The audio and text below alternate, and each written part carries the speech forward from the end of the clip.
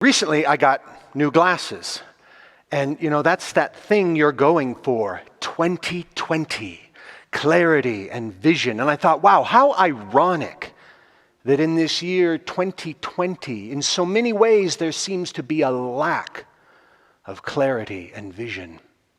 And yet, just like I needed to get corrective lenses, I think that's where we are at right now as a species, maybe as all of creation.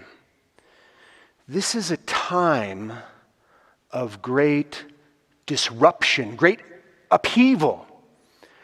And I believe that if you are alive on this planet today, I believe you, I, are being called to participate and usher in that transformation. Now, all are called. How you answer, that's up to you. But we are being asked to midwife in a transformation. And I use the term midwife because this is a time of birth. And we are called to assist, to be the vehicle, to be the instrument through which that birthing occurs. And birthing tends to be messy. And here we are. Now, if we are to answer this call, if we are to serve as instruments of peace, we're required to do something. We are required to clear up any inner obstacles we have within us to peace. It's easy to get focused on the external world and what needs to happen in the external world.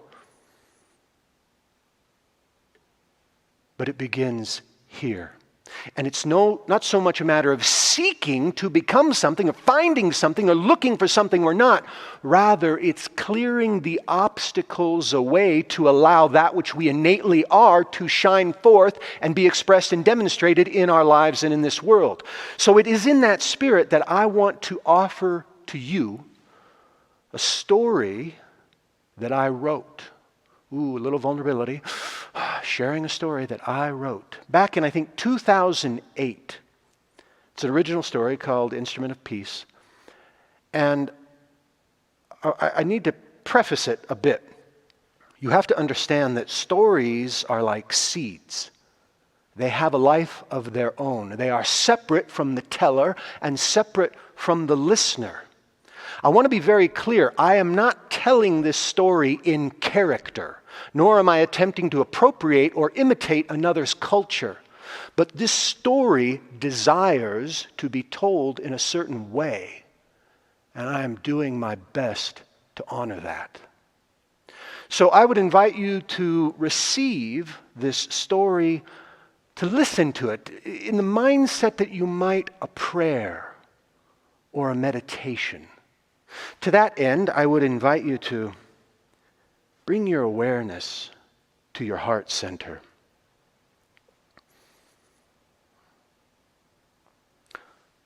Imagine a time long ago when the earth was younger, that there was the sound of a drum in the distance.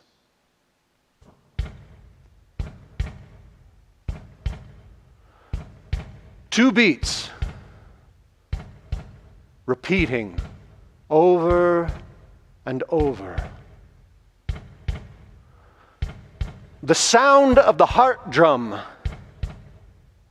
beating the heartbeat of the universe. Imagine a time when every creature, every living heart, the earth itself, attuned to that sound and beat in spontaneous synchronicity. And then something happened. The people forgot to listen.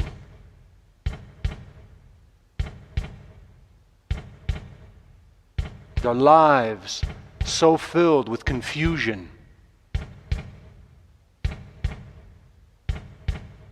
They felt separate and alone. Their hearts no longer beat as one. And feeling separate and alone, there was no peace. I want to tell you a story of a young woman who felt the other had done her a great hurt. Who was the other? What was the hurt? When did it all begin? I don't know. Perhaps the young woman herself couldn't even remember. Not anymore. But one night, she had a dream. She had a vision.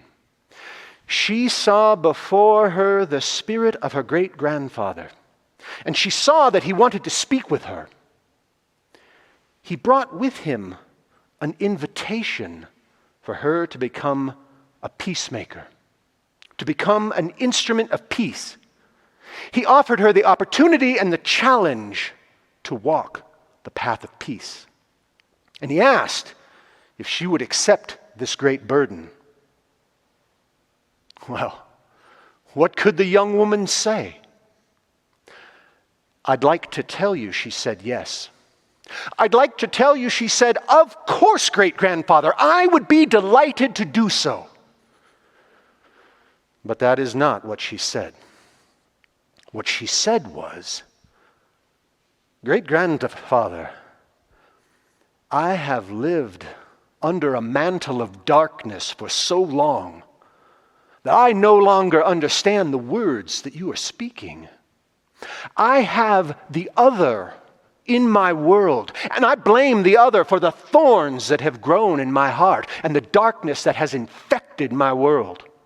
I will have revenge. I will see blood met with blood, tear returned tenfold. What is this word peace? Why would I want it? And at this, the spirit of a great-grandfather smiled a strange smile like an old coyote. And he reached out and placed his hand over her chest. And the shell that had grown to protect her heart cracked open, and the young woman gasped. She felt something she had forgotten long ago. She felt newborn, like she had before she ever knew about the other. And there was a taste in her mouth, and it tasted good, and she wanted to fill her emptiness with the source of that taste. And off in the distance, she heard a sound. What was it? A drum, maybe? She couldn't be sure. And she asked, what did you do to me? And the spirit of her great-grandfather replied, the first inner obstacle to peace is the lack of a desire for peace. Without a desire for peace, there is no journey to be taken. And the young woman said, great-grandfather, now I understand the taste of this word peace, and I want it in my life and in my world. Tell me what I must do. And the spirit of her great-grandfather said, you must forgive the other. The path of peace begins in your heart, and it leads you through the hearts of all those with whom you would contend. Well, upon hearing this, the young woman's face grew dark, and her body got tight and stiff. And in the tightening of her body, she got smaller, and her energy drained like a candle burning the last of its wax. And if you'd seen her right then, you might have thought she was dying. And I'm here to tell you, in some ways, she was. And she said, great-grandfather, I cannot imagine that. I can imagine many things. I can imagine two suns rising in the sky. I can imagine strange beasts the world has never known. I can imagine forgotten secrets told around lonely campfires ages ago, but I cannot imagine forgiving the other. No, great-grandfather, don't ask this of me. It is not possible. And the spirit of her great-grandfather got that strange smile again, and he reached out and touched her forehead. And the young woman heard a clap of thunder, and she was certain that in her disrespect, the spirit of her great-grandfather had slain her. And then she realized instead that a seed had been planted, and that seed sent its roots into the fertile darkness of her spirit. And that seed grew into a tree, the harvest of which was the fruit of possibility. And off in the distance, she heard a sound, and she was sure now that it was a drum, but it faded in and out, and she could not hear it well. She asked the spirit of her great-grandfather, "What did you do to me?" And the spirit of her great-grandfather replied, "The second inner obstacle to peace is the belief that forgiveness is not possible." And the young woman said, "I believe, great-grandfather, I believe peace is possible. If the other will right the wrong, if the other will make restitution, if the other will make a settlement, then there could be peace between us." And the spirit of her great-grandfather got that strange smile, and the young woman said, "Wait. Forget about the restitution. Perhaps if the other was simply willing to take the first step, we could open the doorway to the possibility of peace."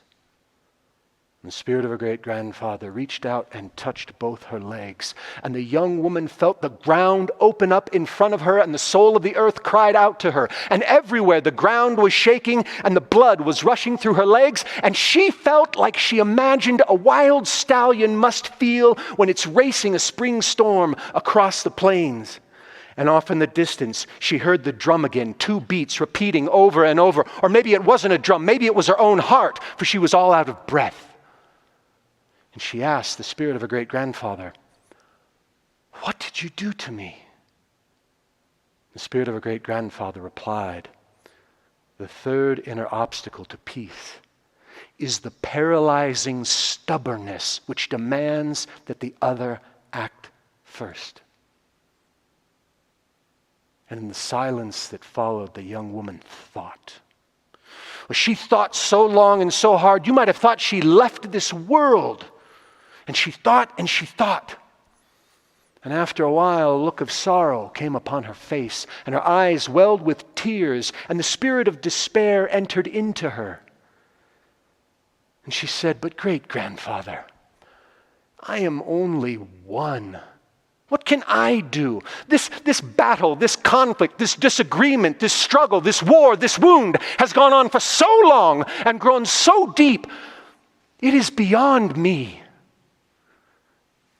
I want peace, and I believe forgiveness is possible, and I'm willing to take the first step, but to what end when surely my actions cannot affect great change?" And the spirit of her great-grandfather smiled, but this time not so slyly. This time she saw in his face not the smile of a wily coyote, but the smile she knew so well in the face of her father and the face of her father's father. And the spirit of her great-grandfather grasped her arms, and she felt them grow and lengthen like great tree branches that spread forth across the face of the earth, embracing the world like a mother embracing a newborn. And from these branches sprung forth the fruit of her actions, and they nourished many. And the young woman realized that all of this had come about from just one seed. And she heard the drum beating. And it was the heart drum. And it was everywhere. It was in her head and in her heart and in her world. And the young woman surmised, without the spirit of her great-grandfather saying a single word, that the fourth inner obstacle to peace is the belief that one person cannot make a difference. And the young woman wept. And for a while, there was nothing but the sound of her sobbing, which came rhythmically, like waves crashing on the shore. And after a while, she looked at the spirit of her great-grandfather and said, I grasp that I can make a difference, but how? I am overcome with possibilities. The spirit of her great-grandfather, smiling, embraced her and whispered into her ear, the fifth inner obstacle to peace is indecisiveness in the face of possibility. He continued, the path of peace takes many forms, but there is only one destination. Everyone has their part to play, and the Great Spirit has made each of us a different color and brushes us on the canvas of life in a way unique to each. No two, in that sense, are the same. Great-granddaughter, if you would become an instrument of peace, you must light the areas of darkness within your own life, for you are a part of the whole, and when you change, the whole cannot help but change with you. In this way, the Great Spirit of life will make of you an instrument of peace. Now, what else these two talked about as the stars danced in the night sky, I cannot tell you. And thus, my story is done. And so it is. Amen.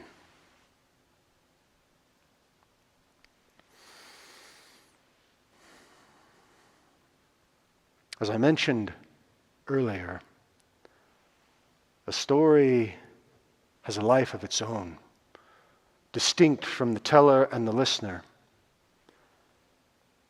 It's like a seed. The teller sows the seed, but after that, it's out of his or her hand. Whether or not that seed will fall upon fertile ground or barren ground is up to the listener. If the seed falls on fertile ground, then it will grow and it will produce a harvest unique to the listener, the one who received the story. If it falls on barren ground, then the seed dies and the story is forgotten. So I am always somewhat reluctant to comment on what stories should or should not mean. But it is part of our tradition, so I will add a few comments for you to consider. The first inner obstacle to peace is the lack of a desire for peace. There's a lot going on at these times, a lot of chaos, a lot of anger. I assume everyone in this community, everyone who resonates to this community would say, yes, I desire peace. I'm willing to be a peacemaker. But it is so easy to take our eyes off that goal, to spill over into our righteous indignation, our righteous anger. So easy to want to make the other pay, want our side to win, to want to prove that we're right, to make our point, to have our voice be heard. All of those equally valid in ways, and yet they can pull us from the desire for peace. You say you want peace. I would invite you to bring your awareness to your heart and your actions to confirm that they are consistent with that intention. The second inner obstacle to peace, the belief that forgiveness is not possible. I get it. There are people who have done atrocious things, who do atrocious things. There is an amazing display of lacks of kindness, aggression, hatred, repression. All of us in some way at some time have been hurt, have been wounded. It is at times a stretch of the imagination, seemingly an unreasonable request to believe that forgiveness is possible. But forgiveness is never about the other. Forgiveness is about freeing ourselves from the binding that holds us to the wounding. And as religious scientists, our seeds that we plant grow into our harvest. If we hold a belief that forgiveness is not possible, guess what our harvest will be? The third inner obstacle to peace, the paralyzing stubbornness that demands the other act first. I get it. It makes sense. The other initiated the wounding, they should initiate the healing. That becomes an obstacle that binds us to the actions of another, and we become enslaved to that. I do have to point out that here the path of peace, it bubbles, it splits into two, so to speak. For the one who has caused the wounding, yes, the need to make reparations, the need to make a settlement, the need to do what can be done to make the situation right is on their path. But for the one who has been wounded, it is the release of the demand and the expectation that anything happen at all. It is the release, the surrendering, the shedding away of the demand that the other act first. The fourth inner obstacle to peace, the belief that one person cannot make a difference. In truth, this is all that ever does make a difference. We sometimes look out in the external world and we see the complexity and the depth of the issues that are going on, the spiraling chaos, and we think that surely it will take some great act, some Nobel Peace Prize worthy act by someone else, some expert, some authoritarian figure, someone who was trained for this. No. Those great acts are the tipping of a scale, the tipping of the balance that is brought about by small acts like grains of sand. A smile to a stranger, a forgiveness, a gratitude expressed, a kind word, an unexpected act of kindness. We do not know when, we do not know which act, but eventually, inevitably, the scales tip and we are propelled into transformation of a higher order. It does not matter how far the destination. One step, one step, one step. Eventually, we arrive. Which one step was the greater of the steps? One step, one small act, a forgiveness, a smile, a kindness. That is all that has ever made a difference. The fifth inner obstacle, indecisiveness in the face of possibility. We're overwhelmed. What do I do? What action is the right action? And for God forbid, what if I take the wrong action? Take an action. The action that seems best to you in that moment. Life has an amazing way of providing feedback when we take action. If you take an action, it will become quickly apparent whether it is the right action for you or not. If it is, continue it. If not, take another action.